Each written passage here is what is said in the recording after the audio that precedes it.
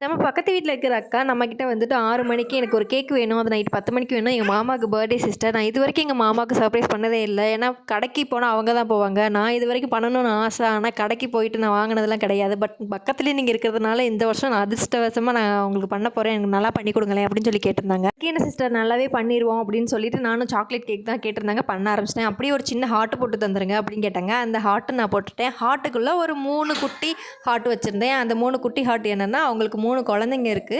அந்த 3 குழந்தைங்க தான் அவங்களோட லைஃப்ன்னு அடிக்கடி சொல்லிட்டே இருப்பாங்க. ஸோ, அதனால அந்த ஹார்ட்டுக்குள்ள 3 ஹார்ட் வச்சு நான் இத ஃபில் பண்ணிக்கிட்டேன். ஹைலைட் என்னன்னா, ஹோம் பேக்கர்ஸ் எல்லாமே 1/2 கேஜி வாங்குனீங்கன்னா ஒரு 50, 100 கிராம் கூட தான் போகும். அதனால நமக்கே தெரியாம நம்ம ஆஃபர் குடுத்துருப்போம். இந்த சிஸ்டர் கேட்டது என்னமோ 1/2 கிலோ தான். ஆனா நம்ம பண்ணது வந்துட்டு 3/4 கிலோ வந்துருச்சு. இதனால ஒண்ணும் பண்ண முடியாது. நான் 1/2 கிலோ கேக்குக்கான காசு மட்டும் தான் வாங்கிக்கிட்டேன். அவங்க பக்கத்திலேயே இருக்கனால சர்ப்ரைஸா இருக்கணும்னு நீங்க டைமிங்க்கு குடுக்குறீங்களான்னு ரிக்வெஸ்ட் பண்ணி கேட்டாங்க. கரெக்ட்டா 12 மணிக்கு நானும் அவங்க வீட்லயே குடுத்துட்டேன்.